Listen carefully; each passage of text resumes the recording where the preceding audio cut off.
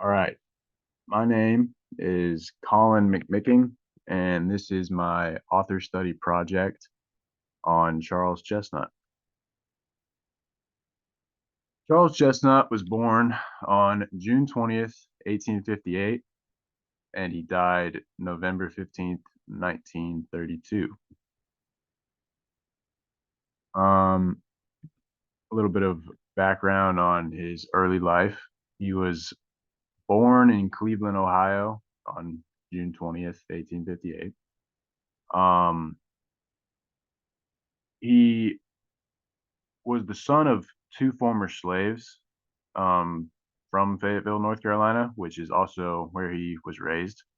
They had moved back there after he was born in Cleveland. Um, Although he could have passed as a white man, he chose to identify as a black man.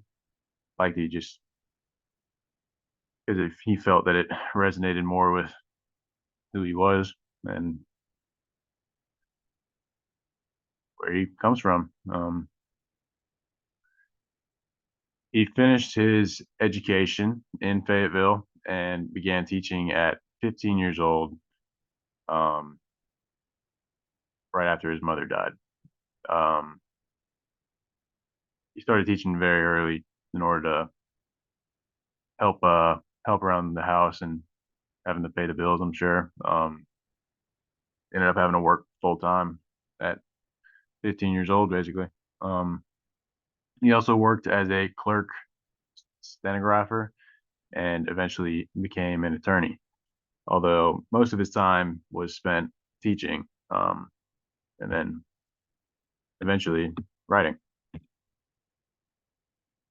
The social and political views of Charles Chestnut, reflections on his major writings by Cynthia L. Lehman.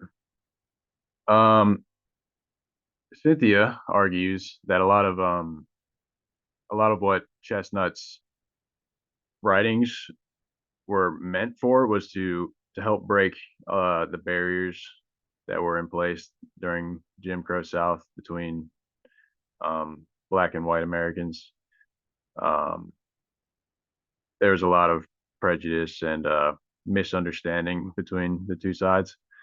And Cynthia argues that it was, or a lot of Chestnut's writings and his main goal was to help to have more understanding of both sides.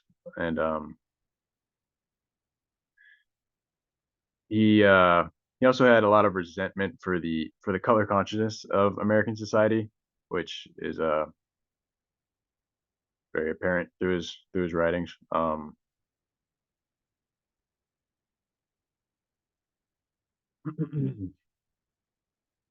had a desire to be judged on his own merits and not the color of his skin, which I imagine he desired for almost every Black American at the time.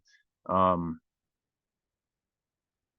he wanted to be viewed equally, or wanted everybody to be viewed equally, and not one lesser than the other. Um, and I think that is portrayed through a lot of his writings. Yeah. Charles Chestnut's Dilemma, Professional Ethics, Social Justice, and Domestic Feminism in the Marrow of Tradition by Susan Danielson. The Marrow of Tradition was one of his novels, and it is set with the main character being a doctor. His name's Dr. Miller. Um, he says that his choice of this emerging profession of scientific medicine, it allows him to help question the barriers between white and black Americans and the barriers of segregation in general. And it helps to question the professionalism and efficacy of such barriers. I just thought this was a great quote. It says, by infusing the public world with the values of the private, the masculine world with the values of the feminine, and the white world with a deeper understanding of the black, there may yet be time enough, but none to spare, to build a nation of compassion and justice. I thought that was a really good quote, which really just spoke to what Charles Chestnut was hoping to accomplish through his works. Um,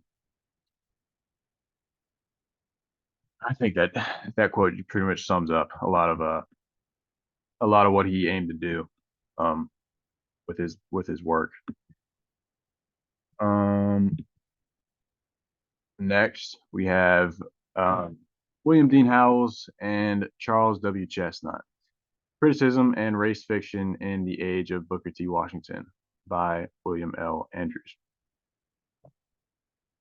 So, um, William L. Andrews did a lot of research to find out that both Howells and Chestnut had a lot of respect for each other. They wrote to each other a number of times, both just praising the other, and